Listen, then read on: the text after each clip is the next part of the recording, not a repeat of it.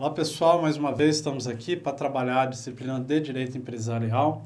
Vamos falar especificamente de um tema agora bastante importante e de bastante recorrência em provas, que é o estabelecimento empresarial. A previsão legal desse instituto, basicamente, nós vamos encontrar entre os artigos 1142 até o 1149 do Código Civil.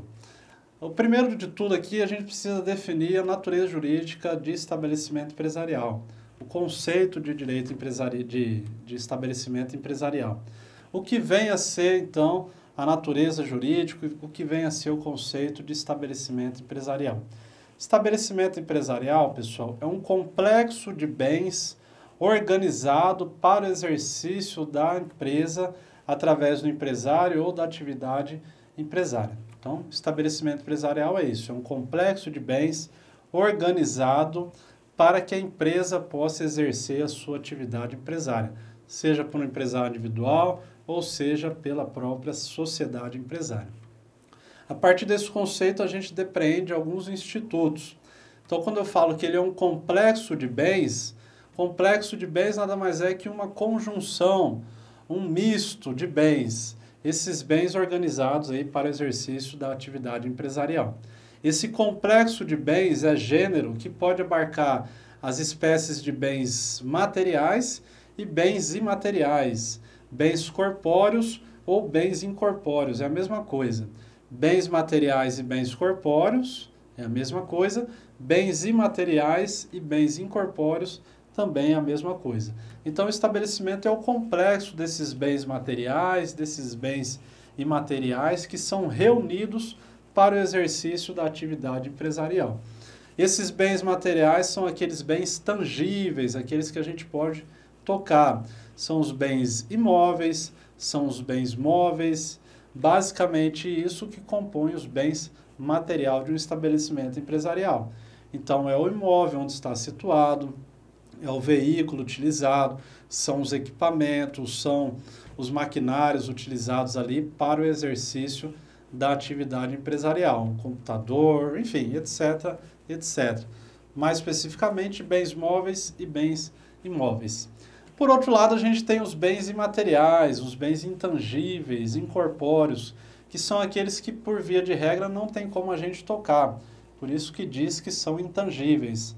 É o nome empresarial, é a patente, é a marca, enfim, esse é o ponto comercial e depois a gente vai abrir um tópico especificamente para falar por que o ponto comercial é um bem incorpóreo, isso um pouco mais para frente. Mas guarda isso, bem incorpóreo a gente tem como exemplo esses que eu dei aqui. Portanto, todos esses bens, marca, patente, o nome empresarial, o ponto comercial, os bens imóveis, os bens móveis, tudo isso daí compreende o estabelecimento empresarial, desde que, evidentemente, esses bens sejam utilizados para o exercício da atividade empresarial. É possível que uma empresa possua alguns bens que não tem a consideração desses bens como estabelecimento empresarial, mesmo que seja esse bem um bem imóvel, enfim. É preciso, portanto, que para ser considerado parte do estabelecimento empresarial, que esse bem esteja ligado diretamente à atividade empresária. E aí no meu material dou até um exemplo. Imaginem que uma padaria, por exemplo, possui lá o seu estabelecimento, onde funciona ali a comercialização dos pães, principalmente. E imaginem que ela tem um segundo imóvel e esse segundo imóvel ela utiliza para alugar para um terceiro e o rendimento obtido nesse imóvel alugado de um terceiro, ele utiliza de certa maneira ali para pagar despesas da sua padaria. Segundo a doutrina, e aqui especificamente de André Santa Cruz Ramos, esse segundo imóvel não pode ser considerado parte do estabelecimento empresarial. Pode pertencer ao patrimônio da empresa, mas não é considerado estabelecimento empresarial. Por isso que existe a distinção entre o que é patrimônio da empresa e o que é estabelecimento empresarial. Nem sempre um patrimônio da empresa vai fazer parte do seu estabelecimento. Só irá fazer parte do estabelecimento empresarial se esse patrimônio for utilizado na atividade empresarial. Por outro lado, eu posso dar o seguinte exemplo. Imagine que um supermercado tenha lá a sua sede e tenha uma fazenda, por exemplo. E nessa fazenda, essa empresa, supermercado, planta diversas hortaliças, frutas, verduras, etc, etc. E todo esse insumo produzido na fazenda é comercializado no seu supermercado. Nesse exemplo segundo aqui, essa fazenda seria considerada parte do estabelecimento empresarial de supermercado. Então, extraiam também esse raciocínio, essa essência, para vocês não imaginarem que uma empresa só tem o estabelecimento aquele local onde funciona a sua atividade. É possível que ela tenha diversos estabelecimentos espraiados, ok? Uma outra questão em relação ao estabelecimento, uma vez que a gente pontuou aqui o conceito de estabelecimento, o que compreende o estabelecimento, é uma discussão doutrinária se esse estabelecimento é considerado uma universalidade de direito ou é considerado uma universalidade de fato. Esse especificamente é um dos temas que mais cai em provas quando é cobrado o tema estabelecimento empresarial. Uma parte da doutrina minoritária entende que estabelecimento seria considerado uma universalidade de direito.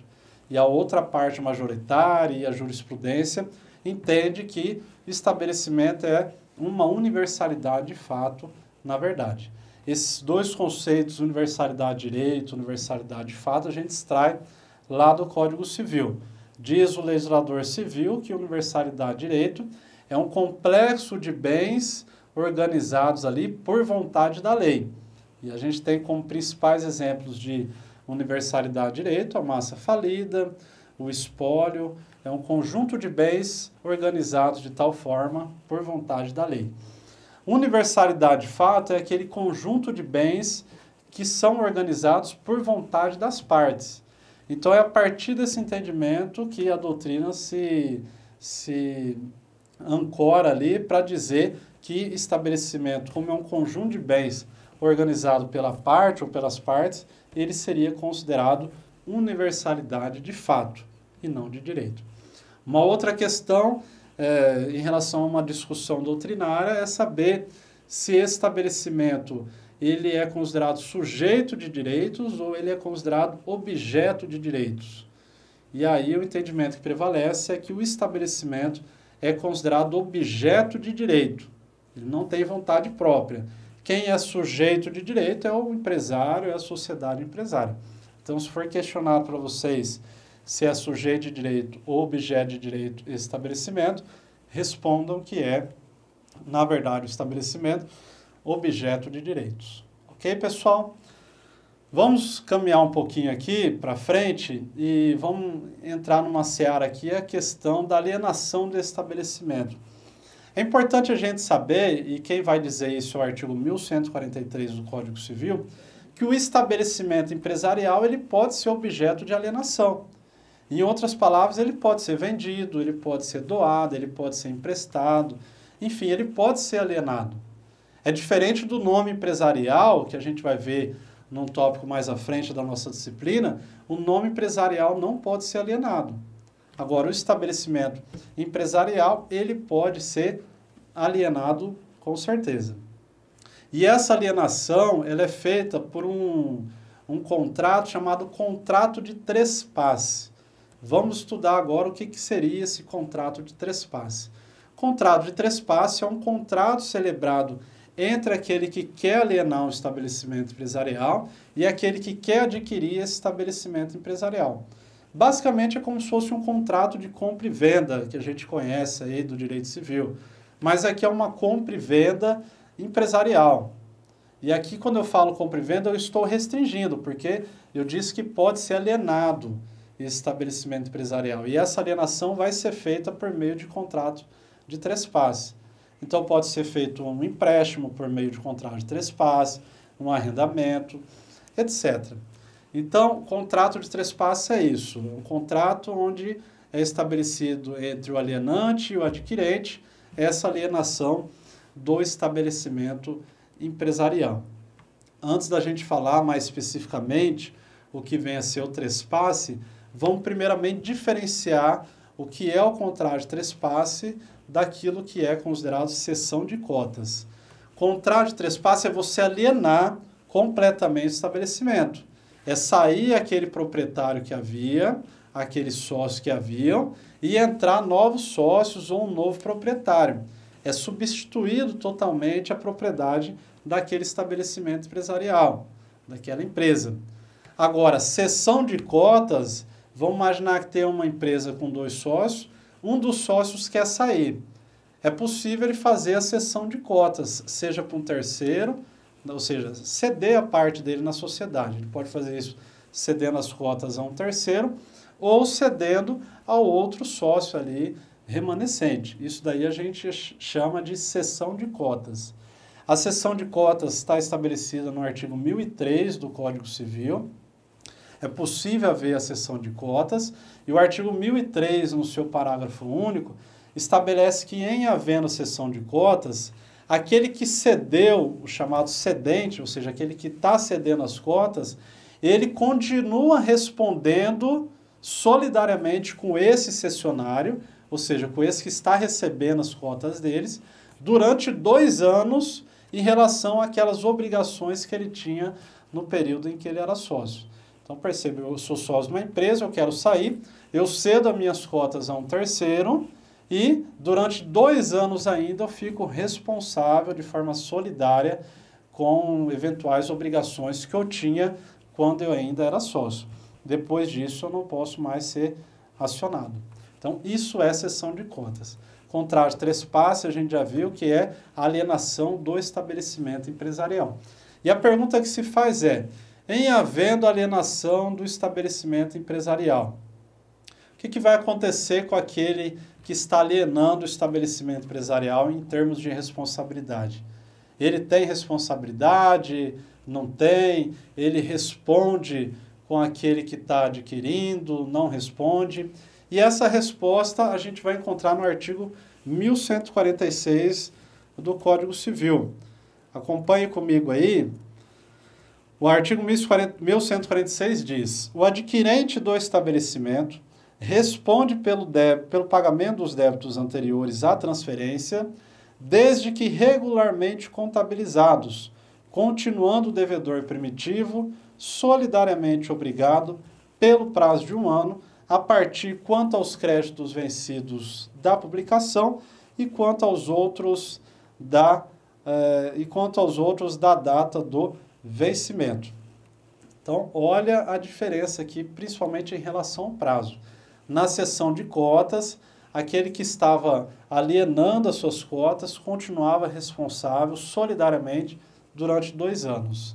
Aquele que está adquirindo o estabelecimento empresarial, ou seja, aquele que comprou, porventura, um estabelecimento comercial, ele tem a responsabilidade das obrigações, evidentemente, mas é preciso dizer que aquele que alienou o estabelecimento, o alienante, ou seja, o devedor primitivo, ele continua responsável pelas obrigações que ele tinha perante a empresa. Só que aqui o prazo não são 2 anos, o prazo é 1 ano.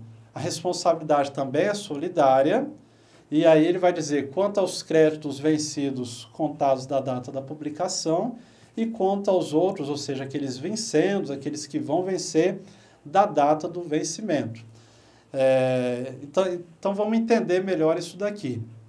Aquele que tinha um estabelecimento e que aliena esse estabelecimento a um terceiro, esse que está alienando, que está vendendo, ele continua responsável por obrigações que ele já tinha antes.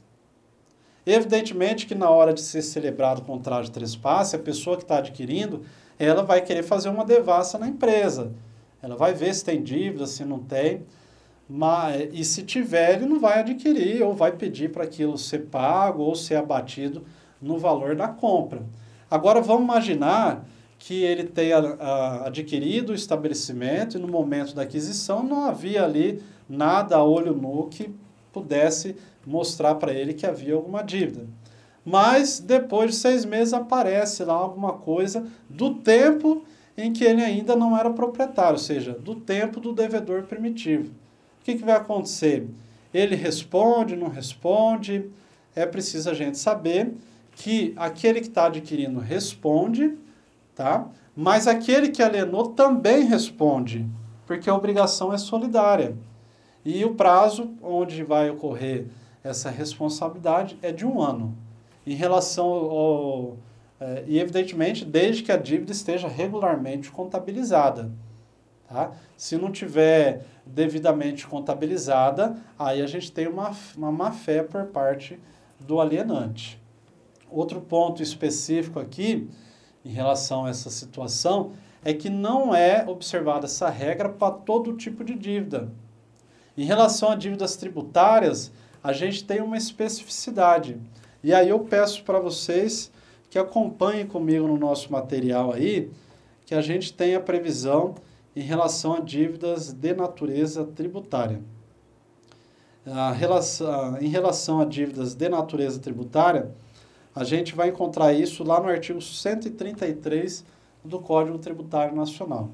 O Código Tributário Nacional, no seu artigo 133, acompanha comigo, diz o seguinte, ó, a pessoa natural ou jurídica de direito privado que adquirir de outra por qualquer título, fundo de comércio ou estabelecimento comercial, industrial ou profissional e continuar a respectiva exploração sob a mesma ou outra razão social ou sob firma ou nome individual, responde pelos tributos relativos ao fundo ou estabelecimento adquiridos, devidos até a data do ato. Integralmente, se o alienante cessar a exploração do comércio, indústria ou atividade, ou subsidiariamente com o alienante, se este prosseguir na exploração ou iniciar dentro de 6 meses a contar da data da alienação, nova atividade no mesmo ou em outro ramo de comércio, indústria ou profissão. Então, olha que interessante. A gente acabou de ver que o artigo 1146 do Código Civil prevê que aquele que adquire um estabelecimento de um alienante responde solidariamente com esse alienante, sabendo que o alienante, que é o devedor primitivo, continua responsável de forma solidária por até 1 ano por dívidas contraídas ainda no período que ele estava, dívidas essas devidamente contabilizadas. A responsabilidade é solidária. Então, o credor dessa dívida pode acionar os dois ao mesmo tempo.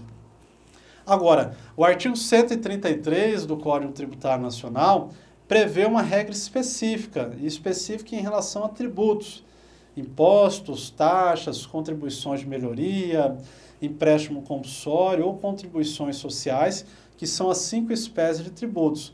Então, se a dívida for relacionada a uma dessas espécies tributárias, aquele que estiver adquirindo o estabelecimento, ele responde por essas dívidas tributárias. Agora, a gente precisa saber que se aquele que alienou o estabelecimento cessar a exploração do seu estabelecimento, cessar a exploração, que eu digo assim, do ramo de atividade. Imagine que eu tinha um supermercado, eu alienei e tinha dívidas tributárias. Se eu não mais explorar aquele ramo de atividade do comércio, indústria, atividade ou qualquer outro ramo de atividade, então eu tinha um supermercado, eu alienei e não vou mais mexer com nenhum tipo de empresa, aquele que adquiriu o estabelecimento, ele responde integralmente pelas dívidas tributárias. E aí não adianta mais querer repassar isso para o alienante, porque quem vendeu não vai ter mais responsabilidade sobre esses tributos. O fisco vai vir direto em cima de quem comprou. Agora, se aquele que alienou o estabelecimento, que vendeu, continuar a exploração ou iniciar no período de 6 meses, a contar da data da alienação, nova atividade no mesmo ou em outro ramo de comércio, atividade ou indústria, nesse caso específico, a responsabilidade de quem adquiriu, ela é subsidiária. Tá? Como assim subsidiária? Primeiro o fisco vai cobrar de quem vendeu o estabelecimento os tributos, e se não encontrar meios para prover esse pagamento, aí ele vem, o fisco, subsidiariamente e cobra de quem adquiriu o estabelecimento. Então, em relação a tributo, quem adquiriu responde integralmente, se o alienante cessou a exploração de empresa, ou não tendo cessado essa exploração, ou mesmo iniciando uma empresa no período de 6 meses contada a alienação, aí a responsabilidade de quem adquiriu ela passa a ser subsidiária. Primeiro cobra o devedor primitivo, aquele que vendeu, e depois vem nesse que adquiriu. Então, basicamente, são essas informações importantes sobre estabelecimento. Eu vou partir esse vídeo em 2 partes. No próximo vídeo de estabelecimento, a gente continua falando das hipóteses de alienação do estabelecimento em relação ao contrato de locação. Vamos falar também um pouquinho sobre penhora desse estabelecimento comercial. Ok, pessoal? Enfim, a questão da subrrogação dos contratos é um tema também que a gente vai trazer nesse próximo encontro. Por hoje é só. Fiquem com Deus e até a próxima. Obrigado.